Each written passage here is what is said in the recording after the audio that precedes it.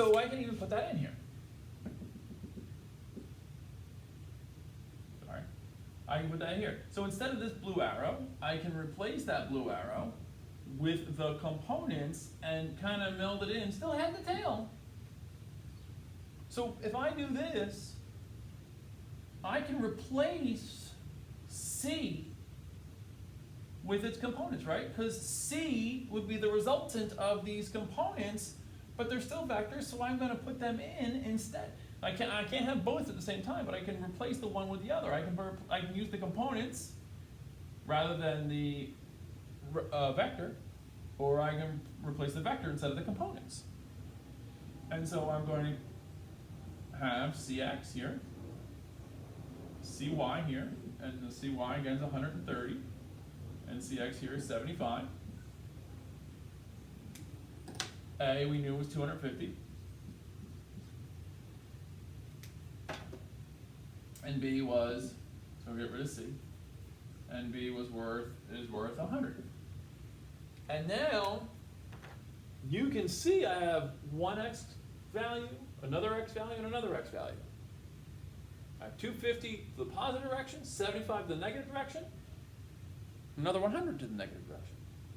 I only have one y value. I have one vector pointing in the y direction, and it's negative 130. Now, some people will work off this and make a little equation. I sometimes like to make a little organizational table, which I'll do off to the side. Sometimes when I'm doing these vectors, I'll say, okay, well, I have vector A, B, and C, and I'll start to make myself a little table where I know, okay, I'm looking for the x component, I'm looking for the y component, and I'm going to put in what I know. And I know that the x component here is positive 250 newtons. Now again, I know I should be writing the units, but I'm going to worry about that at the very end of the problem. There is no y component. For B, it's negative 100 newtons, and there is no y component. And for C, we just found out after all those little triangles that we have negative 75 in the x direction and negative 130 in the y direction. And what we can do is we can basically tally up all of these totals. So in the x direction, and this would be the resultant. If I add, if you will, all these down the column, 250 plus or minus 100 minus 75, so we're subtracting 175. So I believe we're going to have positive 75 left over. Okay, 75 and 75 is 150, yep, that works. And this way I'm going to have minus 130. So this here, this is the x component of the resultant. I added up all the x components, and I get this left. I add up all the y components, I have this. This effectively is the resultant y component, the y portion of the resultant. Because when I do the resultant, remember, I ended up with this.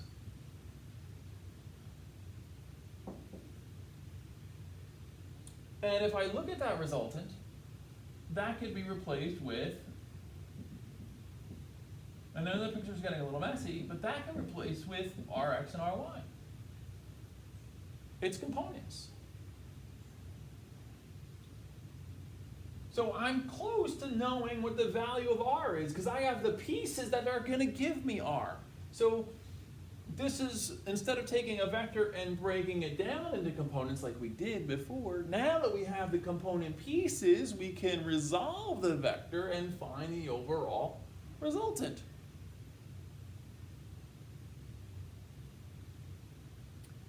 And that's what we're going to do. So when you are adding the vectors, any vectors that are at an angle, you have to break up into components. You have to tally all the x pieces out, tally all the y pieces,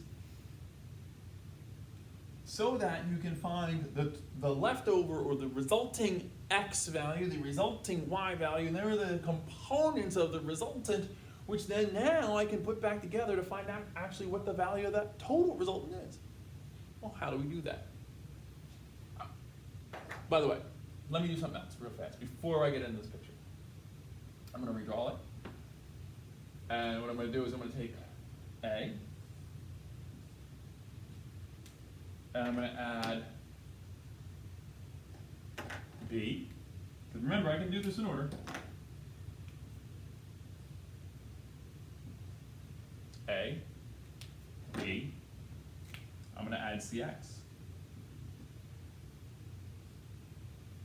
Now I'm going to add CY.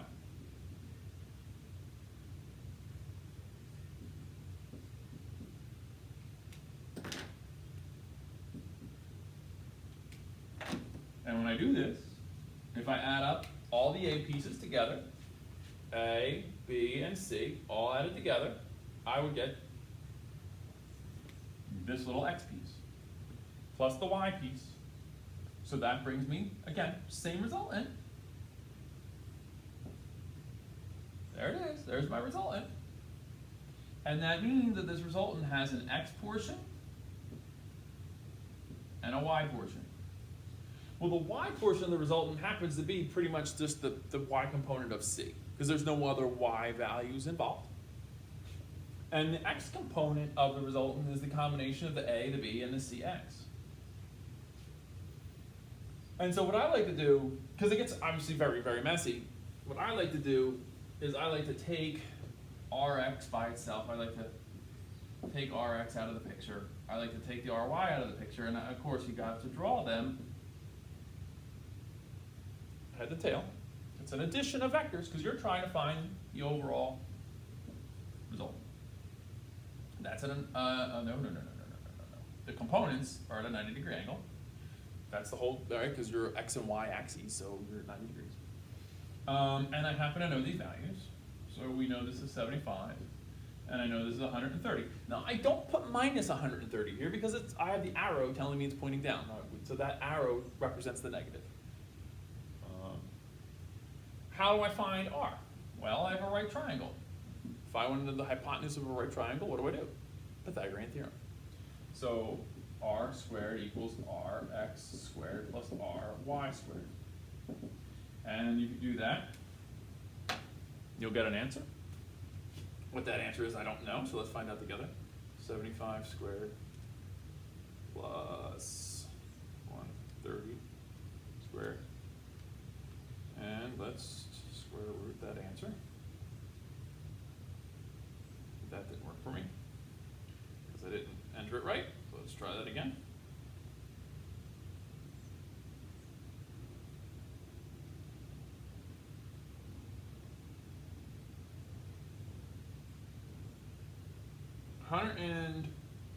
My glasses are, I don't have my glasses up, but 150.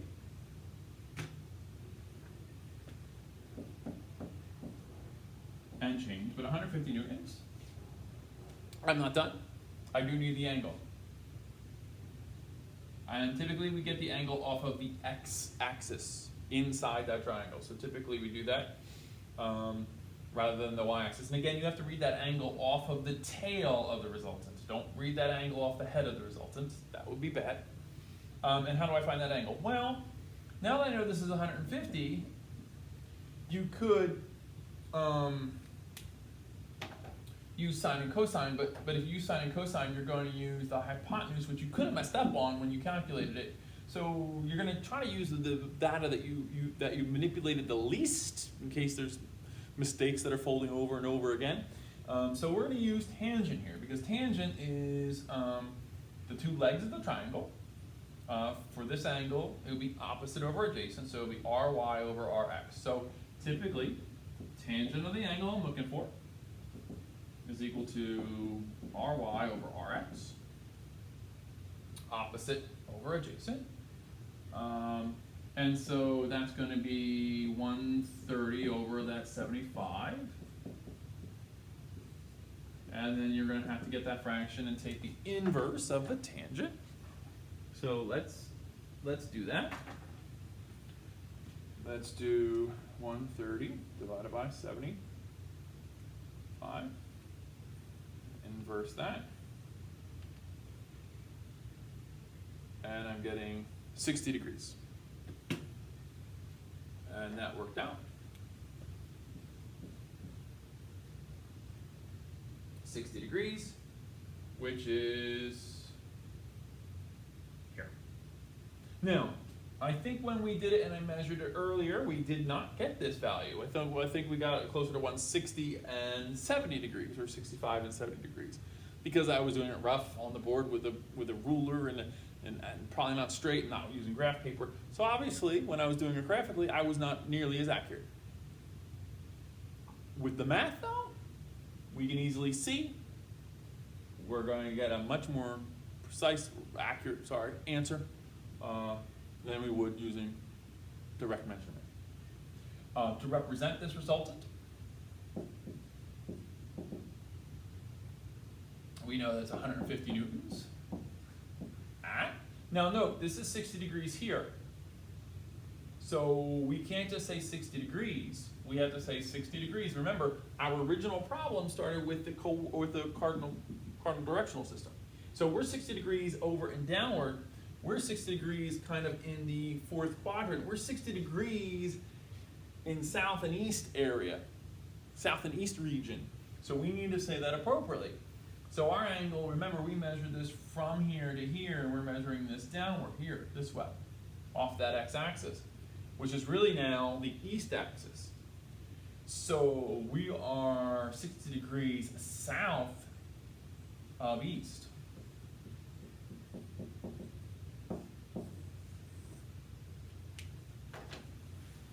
And that would be my final answer. So what did we do? We took a bunch of vectors. We added them mathematically. Any vector that was at an angle, we had to break down into its components to find its x portion and its y portion. Because any vector at an angle can be broken up into components. Now, if it's along already the x or the y direction, it only has really the one component. It doesn't have another component, so we don't have to worry about that. All of those components are going to be added to find the resultant x component, and all the y components are going to be added to find the resultant y component. Once I have the components of the resultant, then I can put those components back together to find the overall resultant.